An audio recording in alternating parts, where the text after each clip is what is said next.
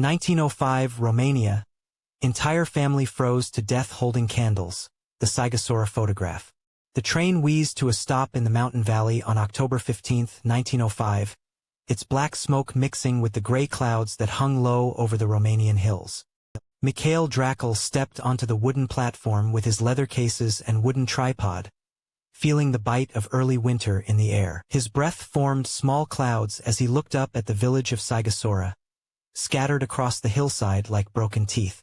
The silver mine's headframe rose against the sky like a gallows, its wheel turning slow and steady as the men came up from their shift.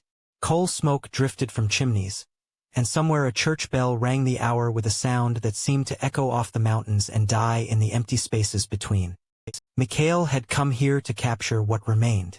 The mining company had sent word that families were leaving, moving south to Brașov or Bucharest where there was work that didn't kill men in dark holes underground.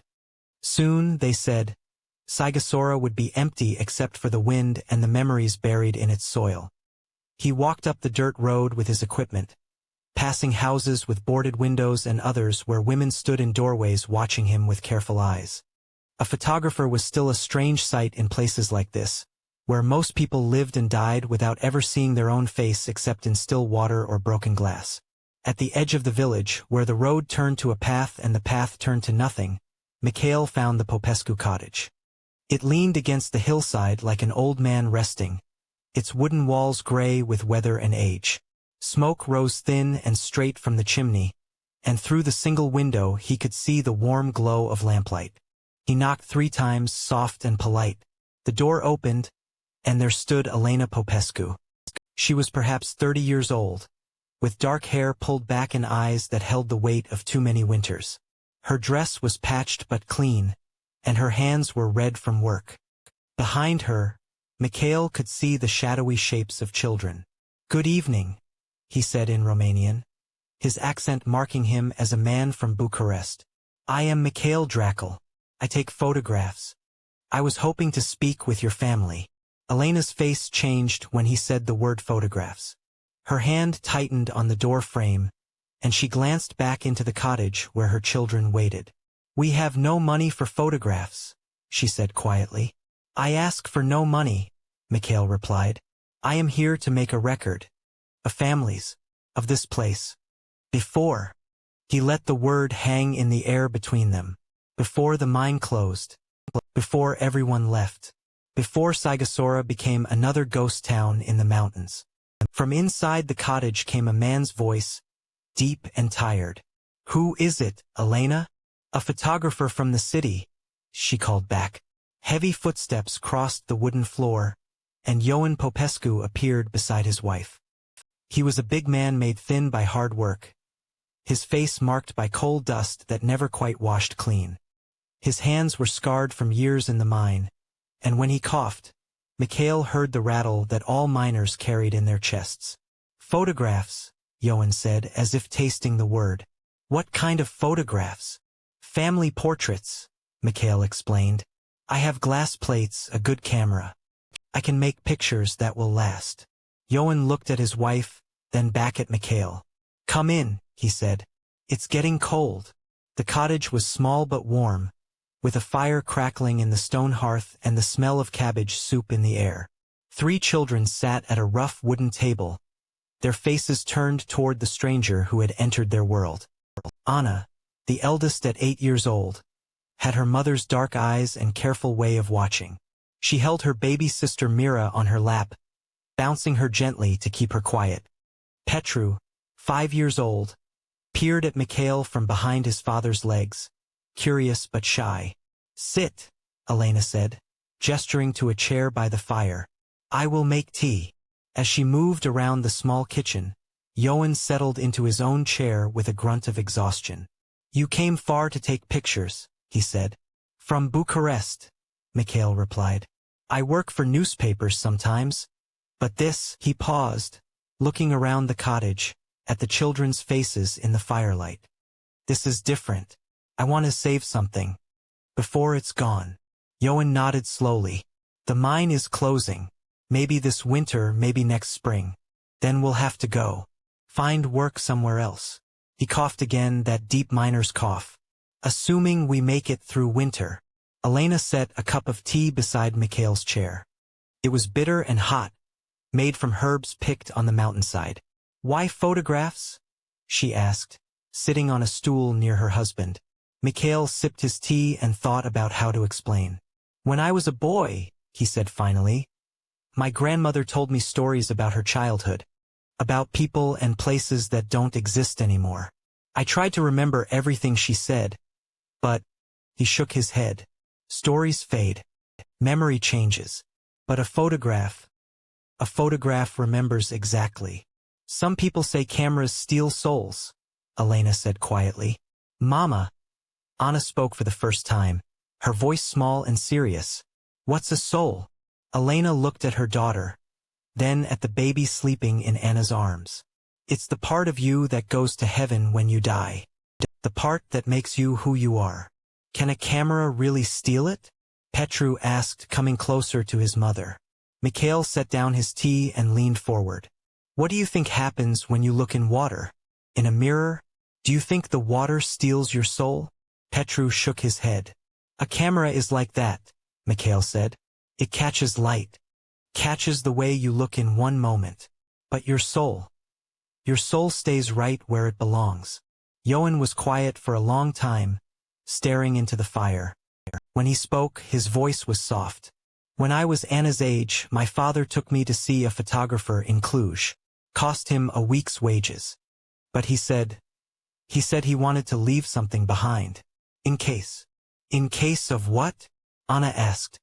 Johan looked at his daughter, then at his wife. In case something happened to us. So people would know we were here. That we mattered. Elena's eyes filled with tears she didn't let fall.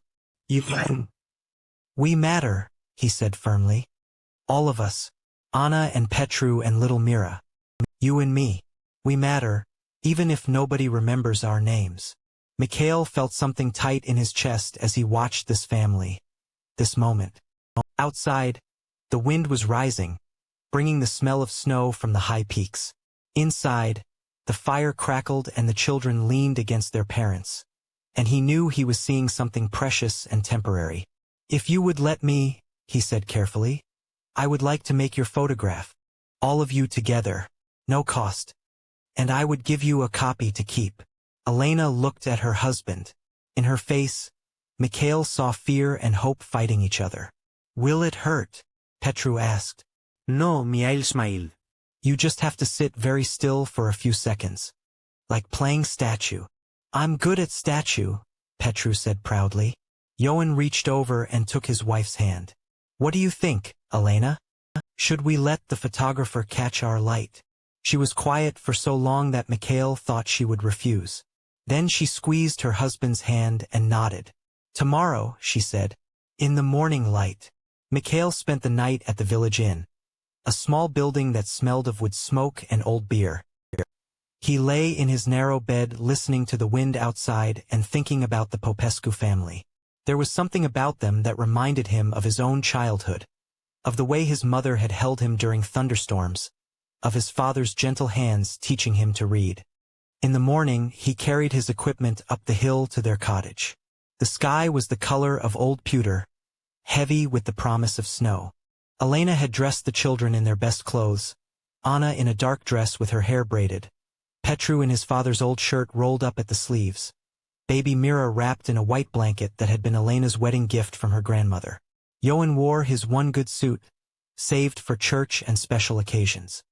Elena had put on her mother's necklace, a simple chain with a small silver cross that caught what little light filtered through the clouds. Mikhail set up his camera on the tripod in front of their cottage, adjusting the wooden legs on the uneven ground. The camera was a large, imposing thing with brass fittings and a black cloth that made it look like some strange mechanical beast. It won't hurt, he promised again as he saw Petru's worried face. He arranged them carefully, Johan standing behind Elena's chair with his hand on her shoulder, Anna beside her mother holding baby Mira, Petru between his parents. Their faces were serious, as people's faces always were in photographs then. But in their eyes, Mikhail saw something else. Love. Dignity. The quiet strength of people who had learned to find joy in small things. Very still now, he said, disappearing under the black cloth behind the camera. Through the ground glass, he saw them inverted upside down but somehow more beautiful that way, like reflections in still water. The baby was sleeping, Anna's small hands gentle and protective. Elena's face was calm, resolved. Johan looked like a man who had worked hard all his life and found it worth something. Mikhail slid the glass plate into the camera and removed the lens cap. Hold still, he called softly.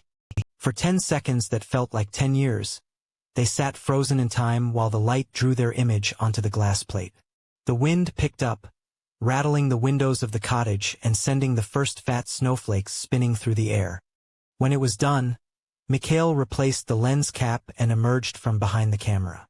The family relaxed, the children giggling at how long they had held still. That's all? Anna asked. That's all, Mikhail smiled. But as he packed away his equipment, the snow began to fall in earnest thick, heavy flakes that meant business.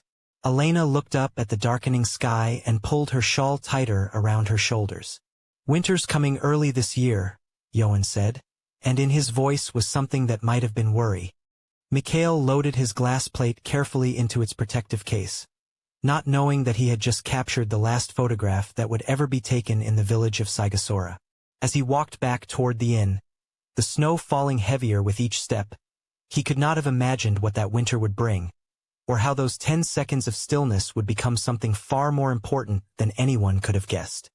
October 18, 1905, dawned gray and still in the village of Sighișoara.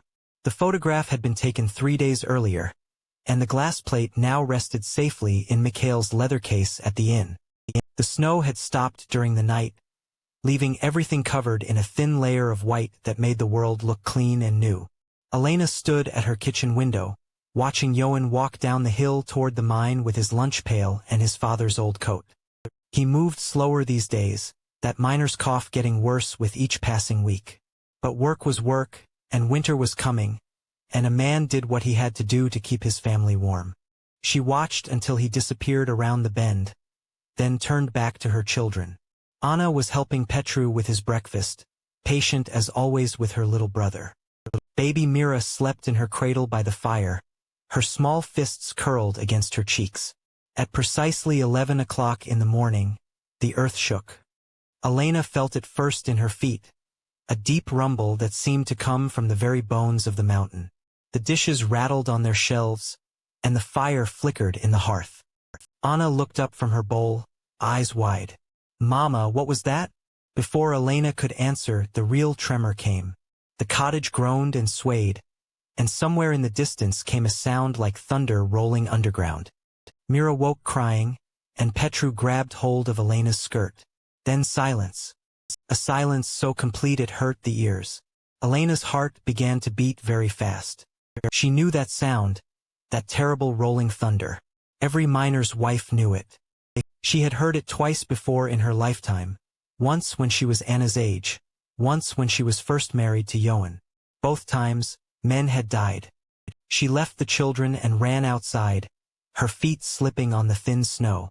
All around the village, doors were opening. Women emerged from their houses with flour on their hands and worry in their faces.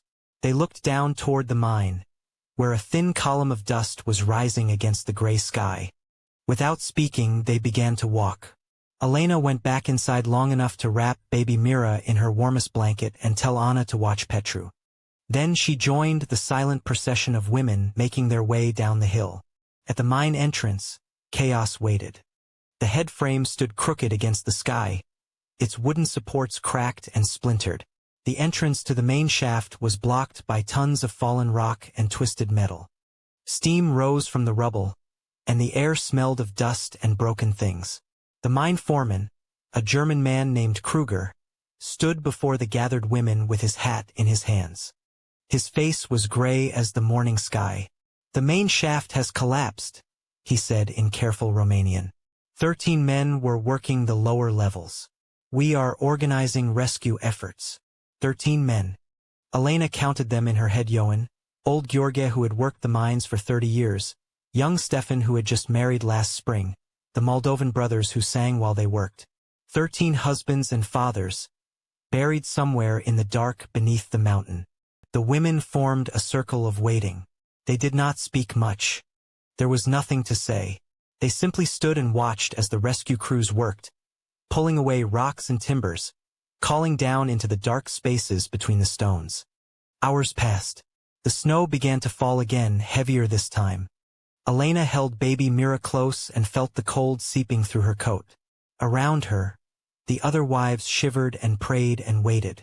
By evening, hope was becoming something harder to hold. The rescuers had made little progress.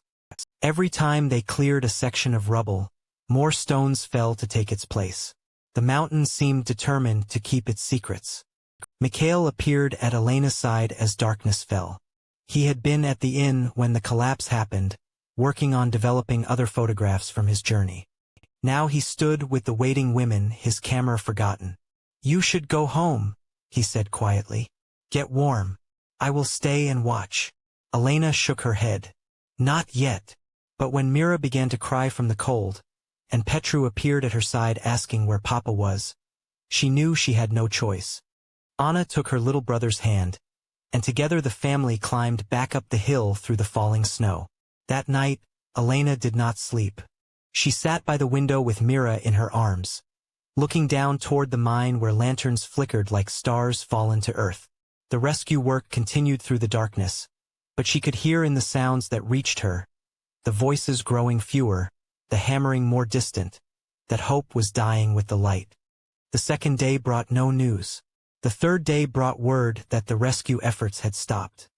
"Too dangerous," Kruger said. "Too unstable. The mountain might take more men if they kept trying." Elena received the news standing in her kitchen, still wearing the same dress she had put on 3 days earlier. The messenger was young, one of the surface workers who had escaped the collapse. He would not meet her eyes when he spoke. "I'm sorry, doamna Popescu." "Your husband. All the men. They are gone." After he left, Elena sat at her kitchen table and looked around the cottage. Johan's coat still hung by the door. His boots waited by the hearth. His coffee cup sat unwashed beside the wash basin, a ring of brown still visible in the bottom. She had 2 silver coins hidden in the flour jar, enough for maybe a week of food if she was careful. A pile of firewood by the door that might last until December if the winter was mild. But the winter would not be mild. She could feel it in the air, see it in the heavy clouds that pressed down on the village like a gray blanket. The children needed to eat. They needed to stay warm. And she was alone. Over the following days, the village began to empty. Families who had relatives elsewhere packed what they could carry and left before the snows made travel impossible. The inn closed. The small shop where Elena sometimes bought sugar and salt shuttered its windows. One by one, the houses went dark. Mikhail knocked on her door on the 7th day after the collapse. He carried a cloth bag that smelled of bread and cheese. "Please," he said when she opened the door. "For the children." Elena looked at the bag, then at his face. She could see the kindness there, the genuine desire to help. But she could also see something else, pity. And she found she could not bear to be pitied. "We are fine," she said quietly. "Elena." He used her name for the first time, and somehow that made it harder. "The village is almost empty. Winter is coming. You have 3 children to feed." "I know what I have," she said and closed the door.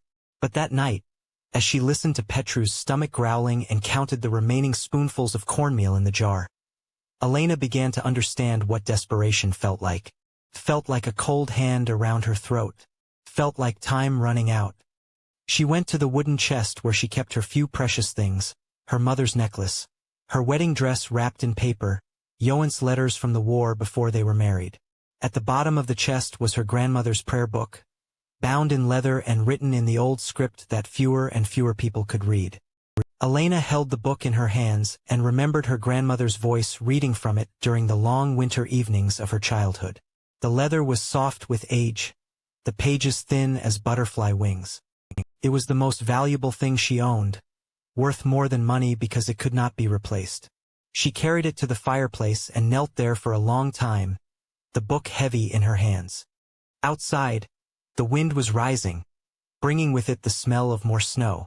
Inside, the fire was burning low, and she could feel the cold creeping closer. Anna appeared beside her, small and silent in her nightgown. "Mama, what are you doing?" Elena looked at her daughter, then at the dying fire, then at the prayer book that held her grandmother's voice and her family's history. She thought of Johan buried somewhere in the dark beneath the mountain, and of the long winter ahead, and of the choice that was no choice at all. "I'm keeping us warm, little one," she whispered, and placed the first page in the flames. November had arrived in Sighișoara like a thief in the night, stealing what little warmth remained in the world. 2 weeks had passed since Elena burned the last page of her grandmother's prayer book, and the cottage had grown colder with each passing day. The fire had died 3 days ago. There was nothing left to burn except the furniture, and Elena could not bring herself to break apart the chair where Johan used to sit reading to the children. It stood empty by the cold hearth like a monument to all the evenings that would never come again. Elena sat on their bed with baby Mira in her arms, watching Anna and Petru sleep curled together under every blanket they owned. Their breathing was shallow and slow, and their faces had taken on the pale, distant look that came when the body began to forget how to fight. The last of the cornmeal had been finished yesterday. Before that, Elena had boiled tree bark and dandelion roots, making thin soups that filled their stomachs with nothing. She had given the children every spoonful, telling them she wasn't hungry, that she had eaten while they slept. But lying took energy she no longer had, and the children had stopped believing her days ago.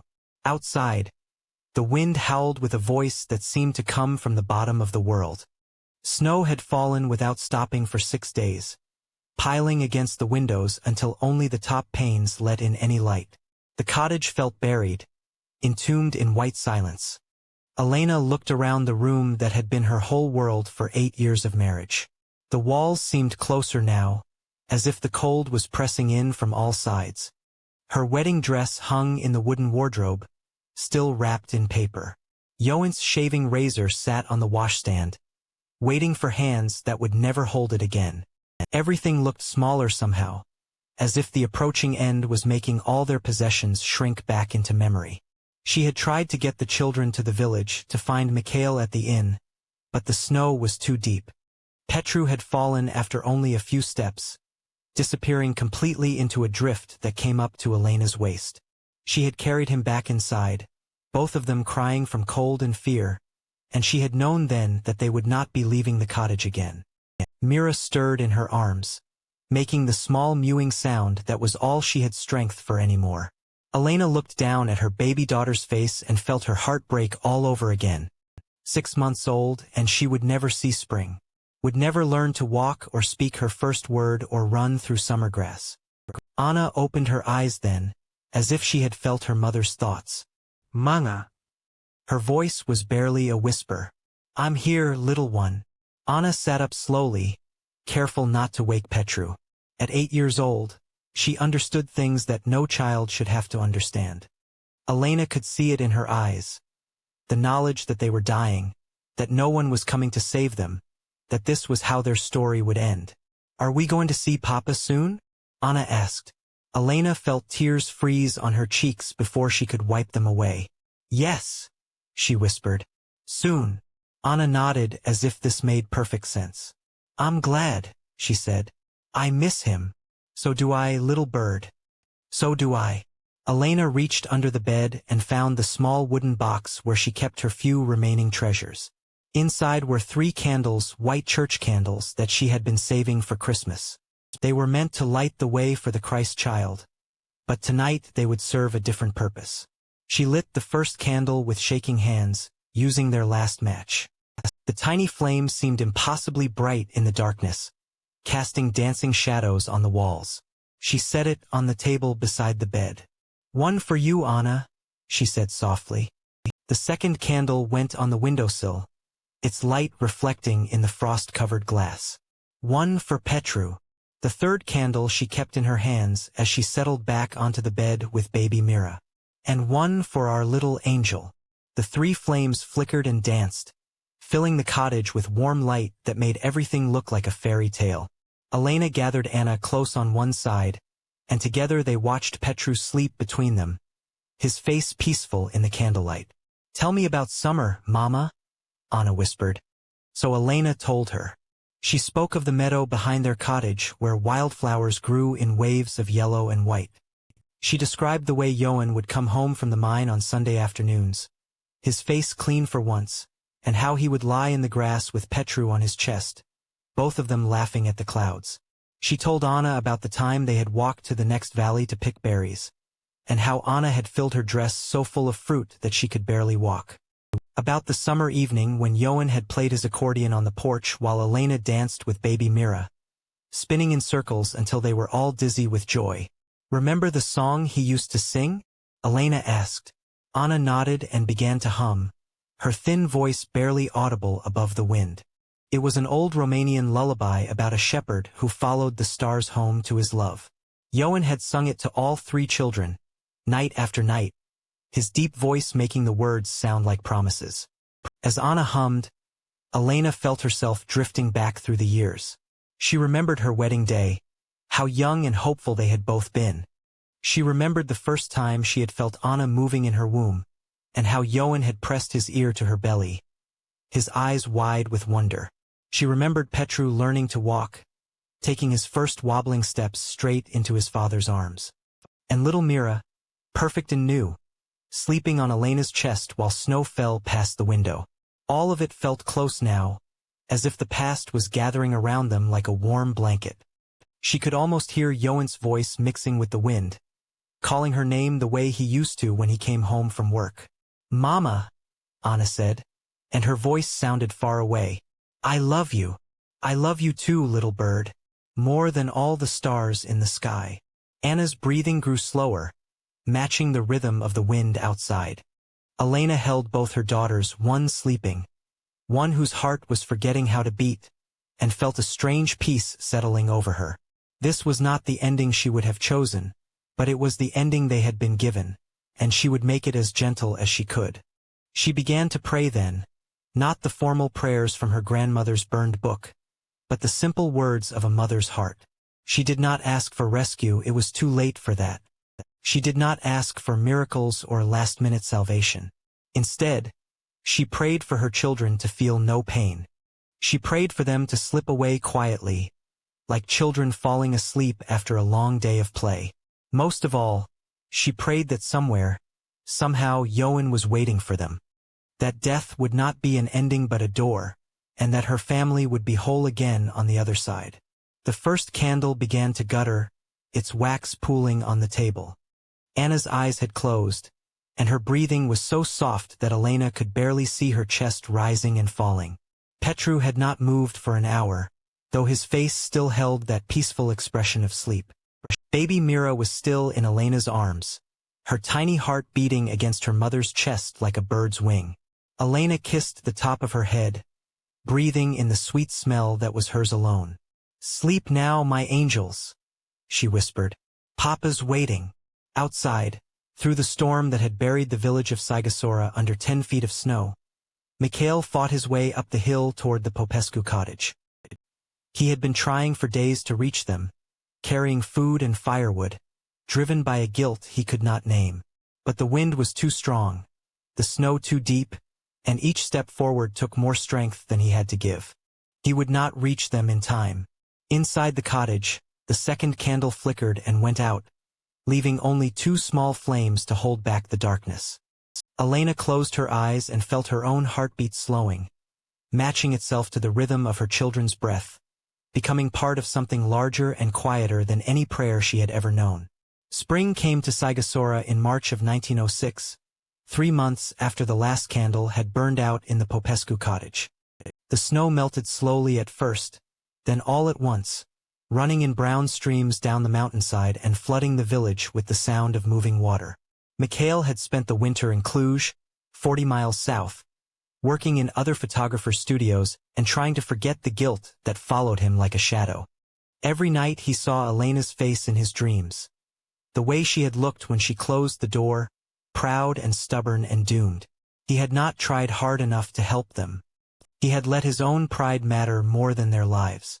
When the roads became passable again, He returned to Sighișoara with a group of officials from Brașov who had come to assess what remained of the village. The mine company needed to know if it was worth salvaging anything from the abandoned settlement. The village looked like a place where ghosts might live. Most of the houses stood empty, their windows dark and their doors hanging open. Snow still filled the corners where the sun never reached, and everything smelled of wet wood and abandonment. Mikhail made his way up the familiar path to the cottage on the hill, his heart beating fast with hope and dread. Maybe they had survived somehow. Maybe Elena had swallowed her pride and taken the children to safety. Maybe the cottage would be empty, which would mean they had escaped. But when he pushed open the door that winter had left unlocked, he found them. They sat together on the bed where Elena had arranged them in those final hours. Anna on her mother's right side, her small hands still resting on baby Myra's blanket.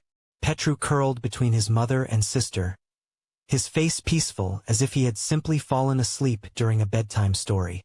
And Elena herself, upright against the headboard, her arms around all three children, her eyes closed but her face calm. In each child's hand was the stub of a white candle, melted down to nothing but held tight in their frozen fingers like small prayers made solid. Mikhail stood in the doorway for a long time, unable to step inside. The cottage was perfectly still and quiet, filled with pale sunlight that made everything look like a painting.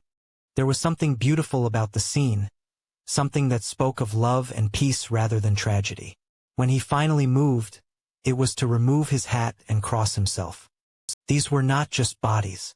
They were a family, complete and unbroken, who had chosen to face the end together rather than apart. He helped the other men build coffins and dig graves in the village cemetery. The ground was still frozen, and the work took all day. As evening fell, they laid the Popescu family to rest beside the 13 miners who had died in the collapse. A small crowd gathered, the few villagers who had returned, some officials from the county seat, and Father Dimitriu, an old priest who had traveled from Brașov to perform the service. They were good people, the priest said over the graves. A good family. They have gone ahead of us to a better place, where there is no cold, no hunger, no fear.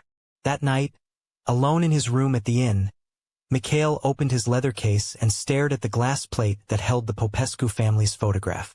He had not developed it yet, had not even looked at it since that October morning that felt like a lifetime ago. He held the plate up to the lamplight, trying to see the image hidden in the glass. But glass plates revealed nothing until they were developed, until chemicals turned light into memory.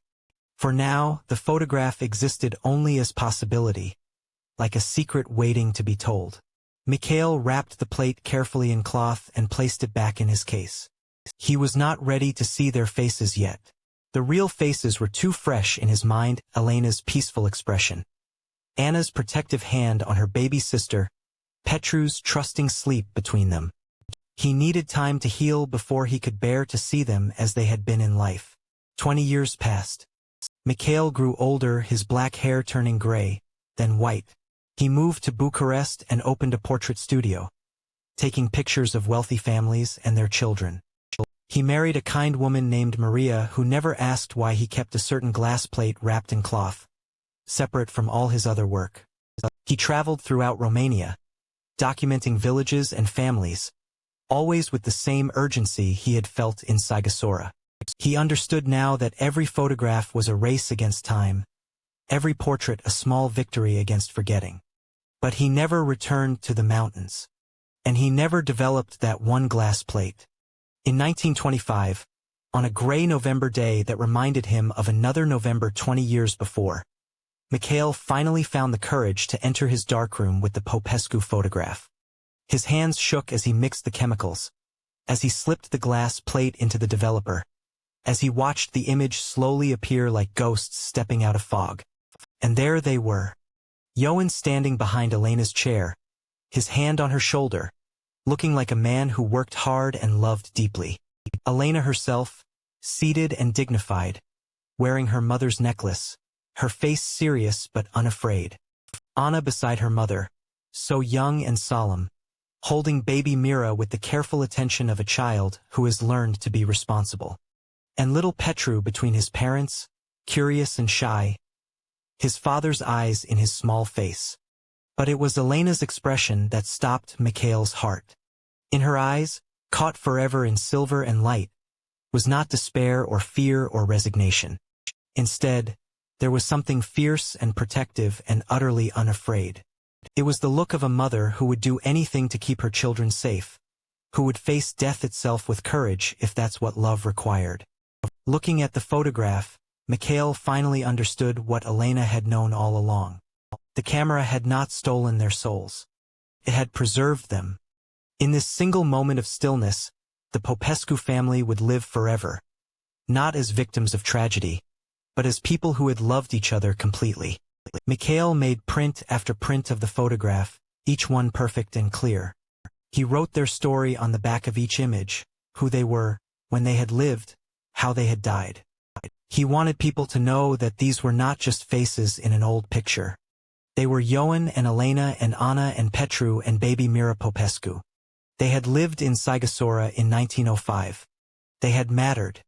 He sent copies to newspapers, to historical societies, to anyone who would listen. Slowly, the story spread. People began to remember the winter when Sighișoara died, the mine that collapsed, the families who were lost. In 1930, the county built a small memorial chapel on the site where the village had stood. Mikhail, now an old man with failing eyesight, traveled back to the mountains one last time. He climbed the hill where the Popescu cottage had once stood, now marked only by a few foundation stones and a wild apple tree that had somehow survived the years of abandonment. Inside the chapel, he placed the original photograph of the Popescu family in a frame of simple wood. Above it, he hung a small sign that read, "In memory of all those who were lost in the winter of 1905 to 1906. They died as they lived, with love." As Mikhail walked away from the chapel for the last time, he thought about the mystery of photographs, the way they could capture not just a moment but the soul of that moment. The Popescu family had been afraid that his camera would steal something from them. Instead, it had given them the greatest gift of all, the chance to be remembered not for how they died, but for how they lived. The photograph still hangs in the memorial chapel today, though few visitors make the journey to see it. Sometimes, on quiet afternoons when the light slants through the windows just right, people say the faces in the picture seem to move, seem to breathe, seem to look back at you with eyes full of love that time cannot touch. And in Elena's gaze, forever captured in silver and light, is the truth that Mikhail finally learned to see, that some things are stronger than death, deeper than winter, more lasting than memory itself.